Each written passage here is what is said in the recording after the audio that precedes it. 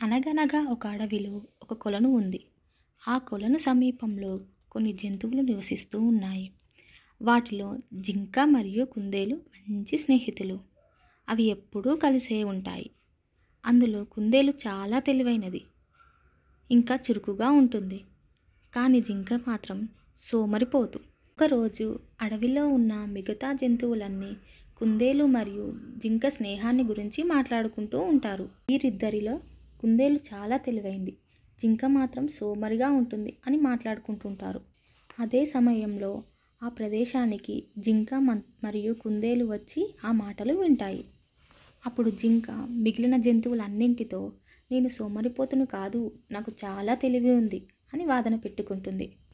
అడవికి రాజైన సింహం ఆ వాదన మొత్తం విని జింకతో ఇలా అంటుంది.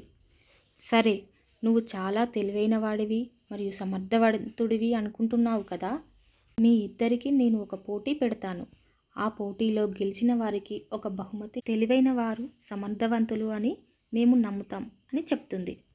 ఆ పోటీ ఏంటంటే, ఈ అడవిలో ఏదో ఒక ప్రదేశంలో ఒక పెద్ద దుంపను దాచిపెడతాము. మీరిద్దరిలో ఆ దుంపను మొదటగా ఎవరు వెతికి తెస్తారో వారికి ఆ దుంపను బహుమతిగా ఇచ్చి సమర్థవంతుడు మరియు తెలివైన వాడని ఒప్పుకుంటాం అని చెప్తుంది. దానికి కుందేలు మరియు జింక ఒప్పుకొని దుంపను వెతకడానికి బయలుదేరుతాయి. జింక కొంత దూరం వెళ్ళగానే, అమ్మో, ఇంత పెద్ద అడవిలో ఆ దుంపని ఎక్కడని వెతకాలి, నా వల్ల కావటం లేదు అని అక్కడే ఆగి గడ్డిని తింటూ ఉంటుంది. కానీ కుందేలు మాత్రం అలసిపోకుండా అడవంతా వెతుక్కుంటూ జింక ఉన్న ప్రదేశానికి చేరుకుంటుంది. ఆ ప్రదేశంలోనే ఒక చెట్టు తొర్రలో దుంప కనిపిస్తుంది. ఆ దుంపను తీసుకొని కుందేలు కొలను సమీపానికి వస్తుంది.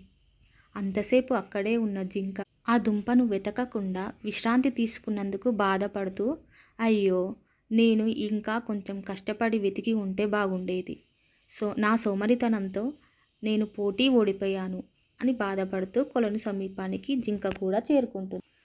అప్పుడు అడవికి రాజైన సింహం కుందేలును సమర్థవంతునిగా ఒప్పుకొని ఆ దుంపను బహుమతిగా ఇస్తాడు. ఆ జింక అప్పటి నుండి తన సోమరితనాన్ని విడిచిపెట్టి ఎప్పటి పనులు అప్పుడే పూర్తి చేసుకుంటూ సంతోషంగా ఉంటుంది. ఆ పోటీ కారణంగా జింక జ్ఞానోదయంతో సోమరితనాన్ని వదిలిపెడుతుంది.